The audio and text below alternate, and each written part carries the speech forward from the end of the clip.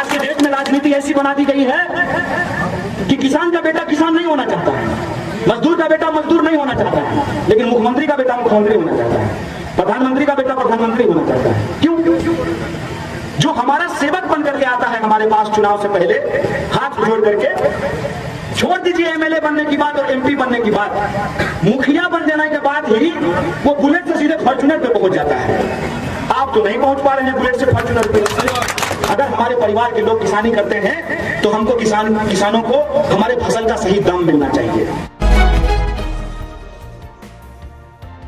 मुख्यमंत्री का बेटा मुख्यमंत्री होना चाहता है, प्रधानमंत्री का बेटा प्रधानमंत्री होना चाहता है। अरे भाई साहब, जब मुख्यमंत्री का बेटा मुख्यमंत्री होना चाहता है, प्रधानमंत्री का बेटा प्रधानमंत्री होना चाहता है, वो अपने बेटे के कैरियर के लिए राजनीति कर रहा है। कम से कम आप भी तो अपने बाल बच्चों के कैरियर के लिए राजनीति कीजिए और उन मुद्दों पे वोट दीजिए जो आपका मुद्दा है। और आपका मुद्दा रोजी रोटी, कपड़ा, मकान, शिक्षा, स्वास्थ्य, सड़क, बिजली, पानी और आत्मसम्मान का मुद्दा है। ये सवाल हम लोगों को सोचना पड़ेगा। ये सोचना पड़ेगा कि किसी को हरा देने से हम नहीं जीतने वाले हैं। हमारे जीतने का एक रास्ता है, एक मंत्र है, वो ये है कि अगर हमारा मुद्दा जीतेगा तब हम जीतेंगे। और हमारा मुद्दा क्या है? हमारा मुद्दा ये है कि अगर हमारा बाप मजदूरी करता है फैक्ट्रियों में तो उसको न्यूनतम मजदूरी मिलनी चाहिए। और ये हम नहीं तय किए, ये सरकार ने तय किया कि हर मजदूर को न्यूनतम मजदूरी मिलेगी। अगर हमारे परिवार के लोग किसानी करते हैं तो हमको किसानों को हमारे फसल का सही दाम मिलना चाहिए। अगर हमारे पिताजी नौकरी करते हैं तो उनको ओवर टाइम का दाम मिलना चाहिए। ये इतने पुलिस के लोग खड़े हुए हैं सामने में, इनके बारे में आप बुरा बहुत सुने होंगे।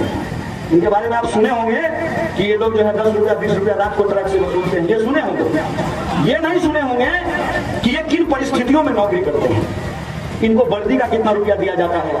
कोई लावारिस लाश जो पाई जाती है उस लावारिस लाश को जलाने के लिए कितना रुपया दिया जाता है। कभी थाना प्रभारी से भी जाकर के बात कीजिएगा ये सिस्टम चल कैसे रहा है।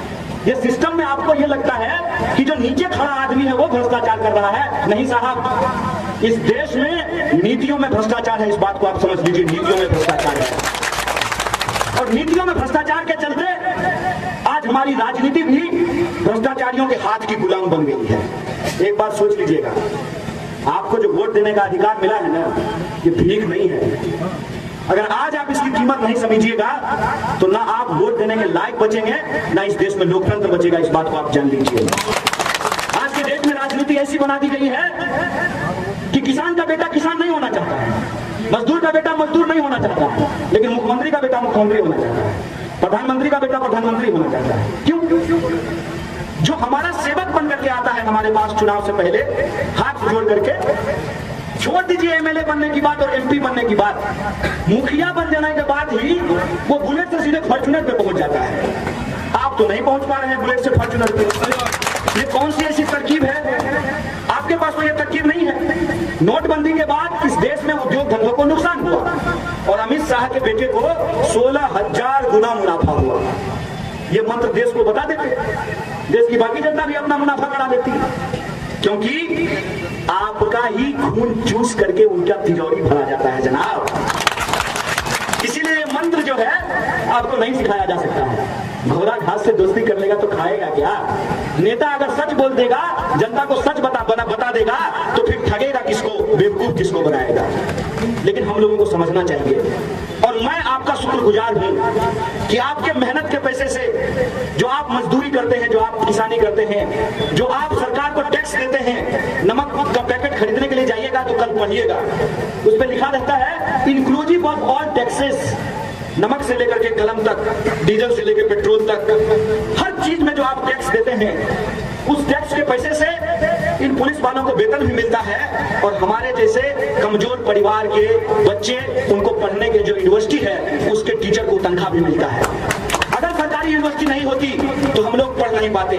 और जब हमने पढ़ाई की है आपके पैसे से, दरअसल में हम आपके नमक के कर्जदार हैं।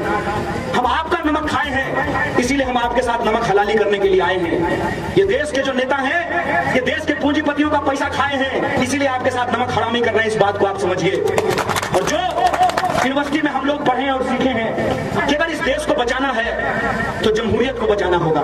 अगर जमहूरियत को बचाना है तो सिर्फ भाषण देने से काम नहीं चलेगा।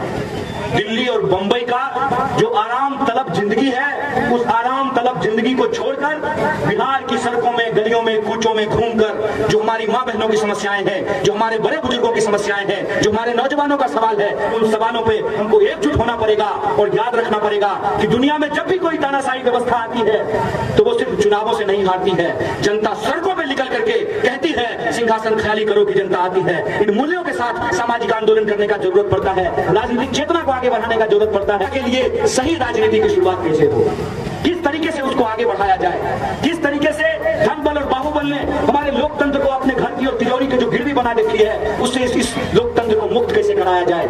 हमको जो आजादी मिली है, अभी कुछ देर पहले हमारे साथी कह रहे थे हमें चाहिए आजादी। आप में से बहुत सारे लोग सोच रहे होंगे कि आजादी तो 1947 में ही मिल गई। एक बार हमको एक पत्रकार ने पूछा कि किस चीज से आजादी चाहिए, आजादी तो 1947 में ही मिल गई। तो हमने कहा कि आपके जन्म लेने से पहले आपके दादाजी ने घर बना दिया था, तो क्या आप उस घर में झाड़ू नहीं लगाते हैं? अभी दिवाली आएगा तो उसमें चुन्ना लगवाएंगे कि नहीं लगवाएंगे? ईद आएगा तो उसको सजाएंगे कि नहीं सजाएंगे?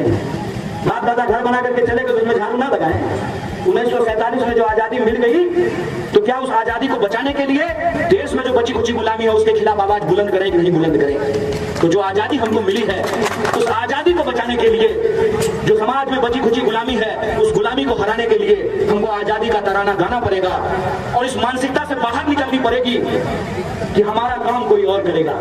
इसीलिए हमने कहा कि ना हम नेता हैं ना रहनुमा हैं, आपकी इस लड़ाई में हम आपके साझीदार हैं, कंधा से कंधा मिला करके आपके साथ चलना चाहते हैं, क्योंकि जो आप झेलते हैं वही हम भी झेल रहे हैं और हम नहीं चाहते हैं कि जो आपने झेला वही आपकी आने वाली पीढ़ी झेले। जो संविधान का सपना है कि हम भारत के लोग भारत को एक प्रभुत्व संपन्न, समाजवादी, धर्मनिरपेक्ष, लोकतांत्रिक गणराज्य बनाने के लिए, इन मूल्यों के लिए, इन मानकों के लिए, इन प्रतिमानों के लिए हम संघर्ष करें। और हमने इतिहास में ये पढ़ा है और हमने ये सीखा है कि जब जब ईमानदारी से कोई लड़ाई लड़ी जाती है तो लड़ाई हर हाल में जीती जाती है। इसी आत्मविश्वास के साथ आप लोगों से आपकी दुआ के लिए, आशीर्वाद लेने के लिए आए हैं। और हम जानते हैं कि हमारी लड़ाई और हमारी क्षमता छोटी है। एक कहानी बता करके अपनी बात में खत्म कर दूंगा।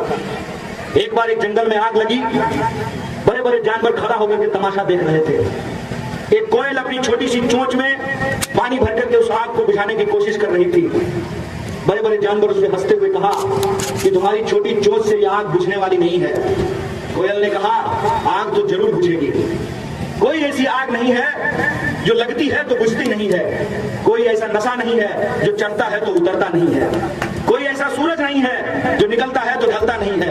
ये आग तो बुझेगी, लेकिन याद रखना तुम्हारा नाम आग लिखाने वालों में और हमारा नाम आग बुझाने वालों में लिखा जाएगा। आज समाज में जो नफरत की आग है, अपनी छोटी ताकत से हम उसको बुझाने की कोशिश कर रहे हैं, क्योंकि हमारे पास खोने के लिए कुछ नहीं है और जीतने के लिए आप तमाम आम आवाम का दिल है। हम आपकी दुआ चाहते हैं, आपका दिल से आशीर्वाद चाहते हैं। पूरे देश को एक संदेशा जाए कि हम पढ़े लिखे नौजवान के साथ खड़े होंगे, हम ऐसे नौजवान के साथ खड़े होंगे जो पैसे पे बिकेगा नहीं, जो ईडी और सीबीआई से डरेगा नहीं, जिसको जेल से डर नहीं लगता है, जिसको गोलियों से डर नहीं लगता है। वो साहस के साथ इस सत्ता के सामने आंख से आंख मिला करके खड़ा हो और न्याय के पक्ष में, बराबरी के पक्ष में, संवैधानिक मूल्यों के पक्ष में आप तमाम आम आवाम के लिए और इस बात के लिए कि किसान को किसानी का दाम, मजदूर को मजदूरी का दाम, सबको शिक्षा, सबको काम, हिंदू हो मुसलमान, सबको मिले बराबर का आत्मसम्मान, इन मुद्दों के साथ खड़े होइए। जब कोई व्यक्ति भाजपा के खिलाफ बोल रहा होता है तो वो सेकुलर होता है, और जिस दिन वो बीजेपी में शामिल हो जाता है तो वो कम्युनल हो जाता है। नीतीश जी जब बीजेपी के साथ थे तब वो कम्युनल थे, और नीतीश जी जब बीजेपी को छोड़ करके आरजेडी और कांग्रेस के साथ आ गए तब वो सेकुलर बन गए। ये चंद्रकांता सीरियल चल रहा है क्या देश में? बद्रीनाथ को जब मन करेगा तब उसका रूप धारण कर लेगा। सेकुलरिज्म प्रचार करने का चीज नहीं है। सेकुलरिज्म मंच पे खड़ा होकर के भाषण देने का सिर्फ चीज नहीं है। सेकुलरिज्म एक विचार है, और अगर आप सेकुलर हैं और कोई भी सच्चा आदमी, मैं ये बात भी आपको बता देता हूं, कोई भी सच्चा आदमी जो धर्म को सही तरीके से समझता है, धर्म का जो मूल उद्देश्य है मानवता, कल्याण, दया, करुणा, भावना, एकता, मोक्ष, मुक्ति, इन मूल्यों को अगर जो भी समझता है वो सेकुलरिज्म का विरोधी नहीं हो सकता है। एक रिलीजियस आदमी, मैं एक बात पूछ रहा हूं, जो सुबह शाम मंदिर जाता है, भगवान की पूजा आराधना करता है, उसके मंदिर के सामने एक आदमी प्यास से तड़प करके मर रहा हो तो क्या वो भगवान को मानने वाला इंसान अगर सचमुच का वो भगवान का भक्ति करने वाला है, उसके भीतर अगर दया और करुणा है, तो वो उस आदमी का जात और धर्म पूछ करके उसको पानी देगा। और कोई 5 वक्त का यदि नमाजी है और वो नमाज अदा करके मस्जिद से बाहर निकला है और कोई आदमी भूख से तड़प रहा है, तो वो 5 वक्त का नमाजी जो इस्लाम में भरोसा करता है, वो उसका जात और धर्म पूछ करके उसको पानी देगा। धार्मिक होने में और सांप्रदायिक होने में फर्क होता है, इस बात को समझिए। जो धार्मिक लोग होते हैं उनको धर्म के प्रति आस्था होती है, और जो सांप्रदायिक लोग होते हैं वो धर्म का धंधा करते हैं, धर्म की राजनीति करते हैं। इस बात को आप समझ लीजिए। हमारा देश धार्मिक है, लेकिन इस धार्मिक देश को आज सांप्रदायिक देश बनाने की कोशिश की जा रही है। और सांप्रदायिक देश कैसे बनाया जा रहा है? जब चुनाव आता है तब अस्पताल और स्कूल की बात नहीं होती है, तब शमशान और कब्रिस्तान की बात होती है, हिंदू और मुसलमान की बात होती है। इस तरह से हमारे देश को सांप्रदायिक बनाया जा रहा है। प्रधानमंत्री कहते हैं मर जाऊंगा मगर देश नहीं बिकने दूंगा।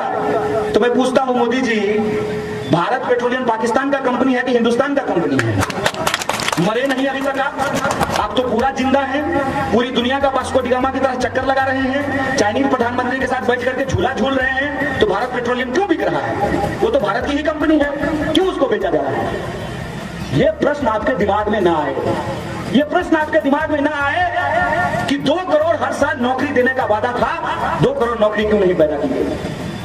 15 लाख रुपए आपके खाते में पहुंचाने का वादा था, 15 लाख रुपए आपके खाते में क्यों नहीं पहुंचाया गया? जब नोटबंदी लागू की गई थी तो सरकार ने क्या कहा था? सरकार ने कहा था कि हम कैशलेस इकोनॉमी लेकर के आ रहे हैं, कि अब आपको पैसा अपने पास रखने की जरूरत नहीं है। मोबाइल रिचार्ज कराना है तो आप पेटीएम कर दीजिए, आपको बिस्कुट खरीदना है तो पेटीएम कर दीजिए, स्कूल में अगर आपको फीस देना है तो पेटीएम कर दीजिए, इवन अगर आपको दान करना है तो वो भी आप पेटीएम से कर सकते हैं। लेकिन आप अपना पैसा बैंक में जमा कर दिए सरकार के कहने पे, और आज जब आपको पैसे की जरूरत है तो बैंक कह रही है कि आप 10,000 से ज्यादा रुपया नहीं निकाल सकते। ये क्या है? इसका मतलब ये है कि सरकार ने झूठ बोल करके उसका पैसा बैंक में जमा करा लिया और वो पैसा निकाल करके अपने दोस्तों में बांट दिया, और उसके दोस्त जो हैं वो देश छोड़ करके भाग गए। वो जो है 9 तो 11 हो गए।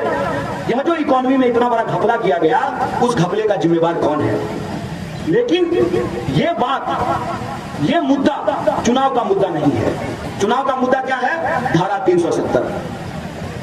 आपको 2 करोड़ नौकरी नहीं मिली, ये चुनाव का मुद्दा नहीं है, उसका जवाब है 370। आपके खाते में 15 लाख रुपया नहीं आया, ये नहीं हुआ, उसका जवाब है 370।